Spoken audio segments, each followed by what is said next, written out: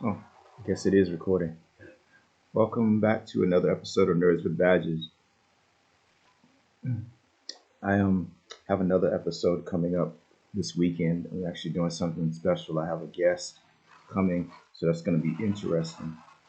But I wanted to do a show tonight because I felt like there was just some things that I need to talk about, some things that are going on in the game industry. Really, I mean, it's not just video games that I talk about. It would be, comic books, um, movies, nerd stuff, other nerd stuff, technology. But the acquisition that's going on right now, well, the attempted acquisition, I don't know. I mean, we right at this, it looked like it was almost a sure thing with Microsoft acquiring Activision, and therefore getting access to. I mean, they would have, they would own Crash Bandicoot and Candy Crush, and the big one, which is Call of Duty. Call of Duty is like on everything.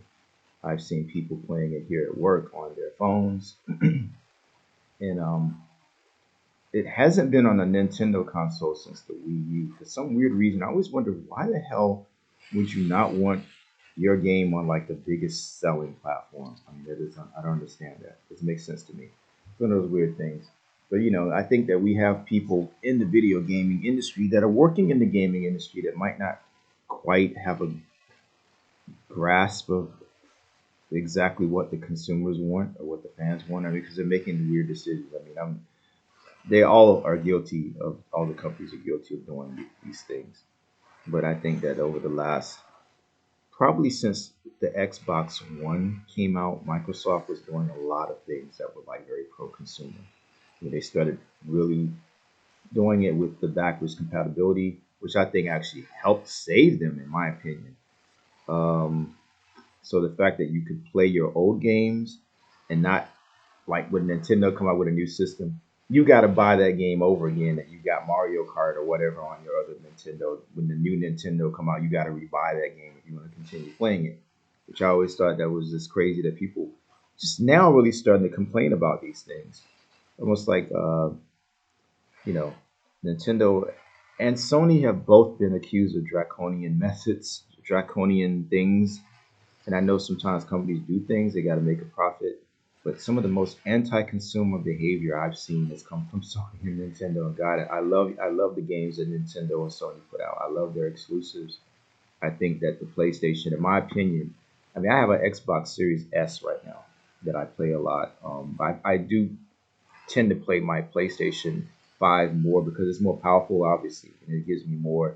I think that Sony, even though Microsoft has powerful hardware, I don't know if it's just Japanese ingenuity or what, but the games on the Sony, they just on and even on the Nintendo, they're not able to compete with all the bells and whistles. Typically, not since way back. Nintendo used to have powerful systems, but now they just it's like style, substance, story driven, really cool stylistic graphics or whatever. Because the Switch is like really struggling right now. They can't quite keep up. But with cloud gaming, maybe that's kind of a moot point. But um, yeah, I think Sony has always been able to come with these really kick-ass experiences. But I don't know. They're fighting so hard to keep Call of Duty like it's the end all. It's like the best. If they lose it, if Microsoft gets it, they're saying that Microsoft will have too much power, be like a monopoly, I guess. And it's been like a soap opera because there's stuff going on with Activision, stuff that's been happening, controversial stuff, and Microsoft really has kind of not even really talked about that. They just distance themselves from all that because they're acquiring the company and they just don't want that crazy publicity, which I understand. Um, but it's not just Call of Duty though, and I think Sony has a lot of IPs that they just been sitting on that they're not doing anything with, and I understand. Even Nintendo is guilty of this. They have games that they could come out, things that they could do, the things that Nintendo could do with their hardware to make it more competitive. But I guess it's not such a concern for them right now, even though Switch sales are starting to kind of drop. I think that you have good games, people are going to buy your hardware, they're going to buy your system, and it's not like Sony doesn't have other good games, and I don't know why. It's making them look bad by trying to slow the acquisition. It's $69 billion acquisition. So Microsoft is like, okay, we're going to give you data offered Nintendo, Valve, and Sony 10 years. Call of Duty will be on your system for at least 10 years after, so you don't have to worry about it not being on your system. Nintendo done signed everything. Valve was like, oh, we don't really care. We know that Microsoft is gonna. We believe them. We don't need to sign a formal agreement. But Sony said no. So Microsoft then offered Sony to put Call of Duty on their PlayStation Plus, because if Sony's saying, maybe they're worried that by offering Call of Duty on the Xbox Game Pass service, if you pay your $14 a month, you get access to the first party games, which are not a lot really. I mean, there are a lot of indie games, a lot of games. I still think that Microsoft needs to really work harder to put more quality games on the service. There are some gems, but for the most part, the games that are going on Game Pass, a lot of them I'm not really interested in because it's not really the genre. I guess I'm more like big budget, um, single player adventure. Maybe Sony spoiled me. I don't know. I mean, those are the types of games that I like to play. I like the God of War, The Last of Us. Trying to think like the Returnal, which I thought was just too damn hard.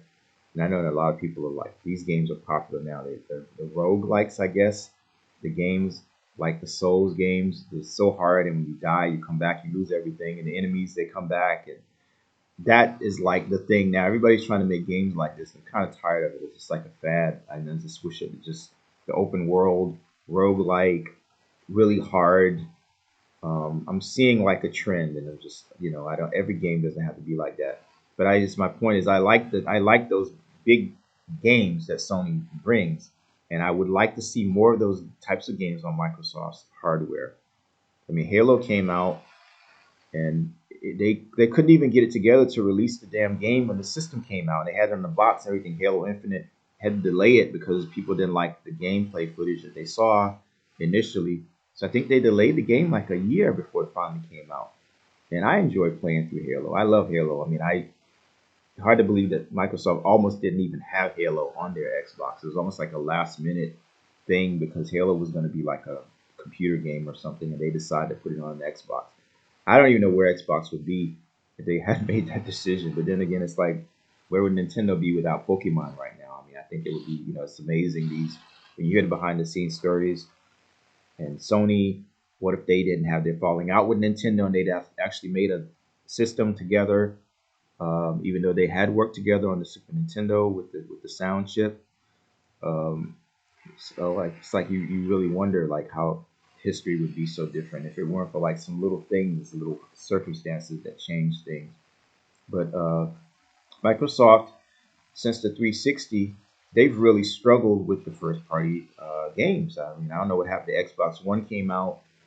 I like the system a lot. I use the Skype a lot. I used to use it, and I still use the voice commands. And I thought the snap feature was good, where you could have like a window and a window, and they got rid of that. And people weren't buying the Xbox One. They took the Kinect away because the Kinect was a good device, but it really wasn't being supported. And I think it's sad. It's like cloud gaming with Google. Google came out with the Stadia. It was a good idea, but it was too early, and they didn't really implement. They didn't really follow through. It was a good idea, and it's sad that it's dying like next year. But I think that Microsoft made a lot. They really had to play catch up, and they really made a power move by this acquisition because they've been buying studios. So the Xbox One, technically, compared to the PlayStation 4, it wasn't really that powerful. It was powerful, but it wasn't powerful enough. So the Kinect, they partitioned some of the power for the Kinect to give the system more boost. Then later they came out with the Xbox One S. Then there was the Xbox One X. So there's like these refresh periods. And Sony came out with the PlayStation 4 Pro, you know. But I was kind of surprised that when we saw the specs for the PlayStation 4, that Microsoft didn't go and do something to the Xbox One to make it more competitive, more powerful. They could have, but they didn't. They got enough money, God knows. But the Xbox One, they had to like really do. They would find these studios, and I actually had some good experiences on my Xbox One. I did. I still have my Xbox One. I still play it. I mean, I one of the reasons why I like the Xbox One still is that it's easier for me to make longer gameplay clips for one. For some reason, the Xbox, maybe it's the Xbox Series X also, because I've heard people complaining, but recording gameplay clips on the Xbox Series S and X is like it's like an afterthought. But yet on the PlayStation and even on my computer, I can record like an hour long on my PlayStation 5 and my PlayStation 4, I think also. And shit, even Nintendo, well, Nintendo gives you 30 seconds, so I don't even know if it's worth mentioning. But there are just some decisions that Microsoft is making, and it's almost like they're almost there because since the Xbox One, they've been number three. It's been Sony, Nintendo, and then Microsoft. And I just think that Microsoft, other than Halo and Gears of War, Forza, Flight Simulator, they don't really. They have games that are, I guess, they're kind of exclusive. You can call them exclusive-ish, but compared to Nintendo and Sony, I just don't think that Microsoft is really doing. They're not really winning awards for their first-party games, and it's troublesome. I don't know what the hell is going on. I guess they keep telling us to be patient. The games are coming, but I don't know who's making these decisions and who's deciding what is being made and what resources are being given, because Halo should have been a totally different story. Halo Infinite came out and it really, even after all the time they put into it, it still was lacking features because they got these developers that were working on it. But then Bungie's like, now they're like, Sony owns it, which is kind of ironic. Bungie worked on Halo games and made excellent Halo games. And 343 really, when they did Halo, the Master Chief collection, there were things that they kind of stumbled and they fixed things over time. Maybe Halo Infinite can get to that point, but going into 2023, I am concerned. Microsoft has all these acquisitions. They bought all these studios, and now they're trying to get Activision, and I think that will help them a lot business wise. But still, Call of Duty will belong to Microsoft, but it won't be an exclusive. So Starfield is coming, and the vampire game, I think, I can't remember the name of it, Red something, I think. There's a vampire game coming out. I'm interested in that. Starfield, I mean, I don't know. I might pick that up later at some point if it goes on sale. I don't know. Um, but other than the backwards compatibility and the versatility of the hardware, I mean, Microsoft, they need more games, and I think, yeah, I really feel like they needed to do something. So I think the backwards compatibility was a great idea, and I think that helped them. I think Game Pass probably saved Microsoft. I mean, it probably did. And but I would like to see, like, where's Fable? When is that coming out? Scalebound was a very promising looking game, and I don't know if we're ever going to see that game. I don't know. I can't believe they just let that game just die.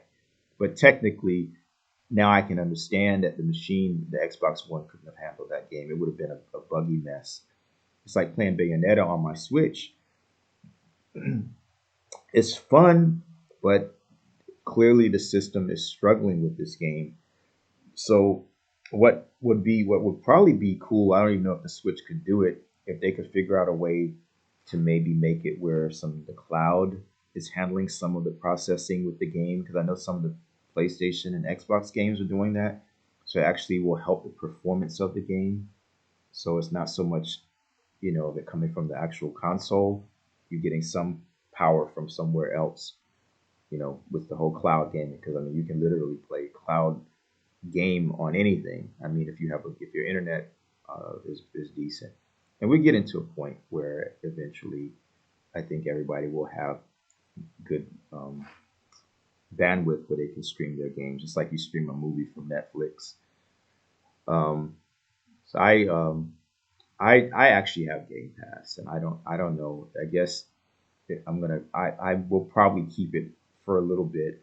It's such a pain to switch back to Xbox Live because they make it so hard. You can't just do it. You can't just switch over to it, you actually have to go buy a card to get your $50 a year membership. Otherwise, you're stuck with paying $9.99. So I had to go to GameStop physically and buy a card and then start my membership. Otherwise, I have to pay $9.99 a month for Xbox Live. And they were doing a promotion during Black Friday, and I said, let me try this Game Pass again. And there were games coming out that I actually had bought, and I had to go back and get refunds because like, oh, this game is coming on Game Pass. I just get it on Game Pass and play it. So I think it's a good deal if there are actually games on it that I want to play. So there's some really good games like that I wanted to play. Gungrave, I think, was one, and it's a game by the man. It just came out. I think it just came out like a few days ago by the creator of Rick and Morty. I think name of it is something where you have these guns and they're like alive and it looks really cool. So I really want to play that. And I actually had pre-ordered that, but I saw that's on Game Pass. It's like I just had to just cancel my order and just get the refund. So the benefit to having Game Pass will be that I won't have to pay $70 for some of these new games when they come out. But some of the games I'm seeing that are on Game Pass, you know, on the PlayStation you have to pay, and then there's some games on the PlayStation you get. I guess they're competing with each other. It's like Sony came up with their services, similar service to Game Pass when they saw how popular Game Pass was, and even Nintendo started making some changes. And it's competition, when you offer something compelling to consumers, then the companies they take notice and they change some of the things that they've been getting away with because they're like, okay, this company's doing this, we need to change this so we don't lose customers. So I think it's a good deal when there are actually games on it worth playing. So I'm hoping that the acquisition goes through because I'm tired of hearing about it. I really think that it'll be good for Microsoft to have that name stamp on Activision, and there are other things that Activision can work on. There can be some really cool games ideas. Because this Activision is like other studios within Activision that are working on different games that will also go under that umbrella. So it's not just Call of Duty. I mean, I'm more concerned about what Microsoft is going to do with Crash Bandicoot. I mean, really, and Spyro the Dragon. Those are like I'm more interested in those IPs because we haven't seen like a Spyro the Dragon game in like decades. A new Spyro the Dragon game. They did a collection remastered, I guess, but Crash Bandicoot got some new games recently, and there's a new game coming out, like a fighting game coming out. But there are other things that so Call of Duty is just a drop in the bucket. I mean, it's just definitely would be more money because even if they put Call of Duty, if it's on Sony, they're still making dinero, they're still getting money from those, the little transactions and microtransactions. They're getting a portion of that anyway. So just I'm letting you put my game on your system, but you still got to pay me to put that game. It ain't gonna be like letting you put that up there for free. So I think it was definitely a power move for Microsoft to do this because they acquired Bethesda and some other studios they've acquired. I think they've acquired like 30 something, like 35 studios over the last 10 or 15 years. So it's just been building, and it's like we're still at this point though. Like, where are the games? And it's not like they don't have good games. I just want to see first party Xbox games that are just amazing and awesome and winning awards. Like they have games like that on the Xbox, but those usually are third party games. The same thing with Nintendo. I mean, Nintendo's got the Mario's and they have the Mario's and the Zeldas and the Metroids, but um, they also have the third party games, and I would like to have something compelling on every console that I can only play on that console. And I think that is what Microsoft is lacking. So I believe that yeah, I don't know what's going on with Sony. They offered them to they offered them 10 years. They didn't want that, and they offered them to put it on their PlayStation Plus. They didn't want to do that. So I don't know. I think they just want to block the acquisition. And it seems like the FTC might be a little biased in Sony's favor. But this only thing that I think they're really succeeding in thus far as like stretching it out is just going to make this take a longer time. I'm hearing it may go into June, and I mean, what do I feel? I mean, how will it affect me as a gamer? I mean, it would be nice to see like an exclusive Xbox Spyro the Dragon game, something like that. Um, Maybe even an exclusive Crash Bandicoot or something along those lines. But there are other games that Activision has, other titles that they have that they can work on, and that it can be exclusive. I still am waiting for that wow moment with this current technology because I don't know. Part of me feels like they released the systems and they could have waited a little longer, made them a bit more powerful because with Xbox, the instant resume feature is awesome.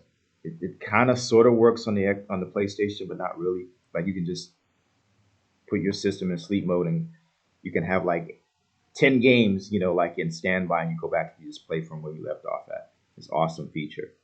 PlayStation, they came with the controllers, they rumble and the haptic feedback and all that crap. The speakers on the controllers. At least they're doing something innovative. And there was a game with the little robot. I can't remember the name of it. It actually showcased all the features of the PlayStation. So you get like a real.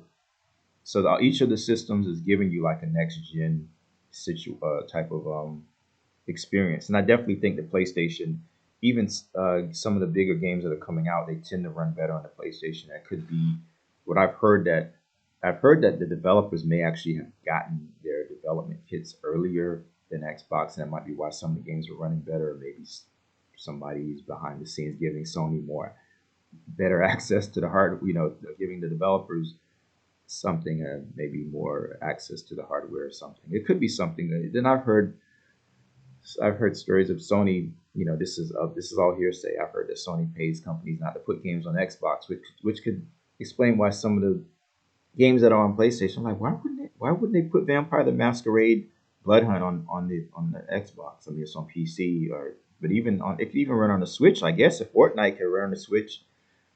And anyway, that's a whole nother topic. But Nintendo really came with the whole console that's affordable. That was their saving grace. I think that really, I mean, well, it wasn't a saving grace, but I think it was something that was awesome and different. And I love my Switch. Uh, I had to my controllers. I'm sure you've heard of the joystick drift con, the Joy-Con drift, which happens to pretty much every controller, at least all the controllers up to now, because now they're coming up with new technologies to like fix it with magnets in the controllers. And uh, so yeah, each company is giving you something different. So I don't know what they're going to do next. And I think we don't really need gimmicks though. I think at this point, I mean, they're nice, but really just give us like some really kick-ass games. I mean, it's like some awesome play experiences.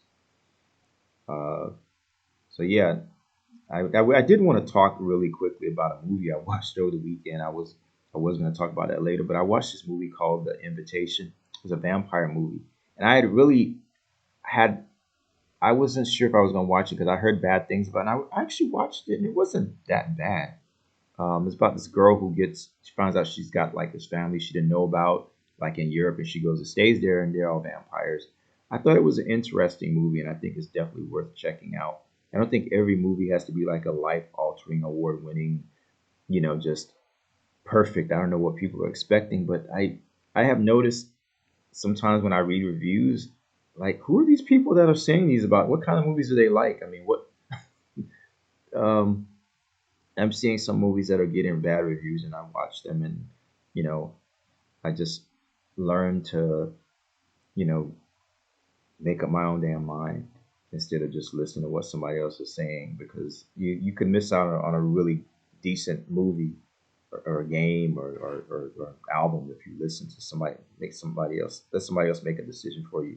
But anyway, I'm here at work and I'm gonna play some games and I think maybe next when I come back on my next show I'll have a guest and I'll talk about some other stuff like my sort of date that happened a few days ago. I definitely want to talk about that because that was something new and different for me for a while now. I think since COVID, like 2020, 2020. It's like just trying to go out on a date. It's just been like really like the last thing on my mind. Just really just trying to survive and stay creative and pay the bills. But uh, it was just something that just kind of like happened. It just kind of came out of like from left field. It was nice. It's interesting. So I will talk more about that experience, that aspect of my life. So I'm signing off for now, and that concludes this episode of Nerds with Badges. And please take a moment to like and subscribe to my videos. Thank you.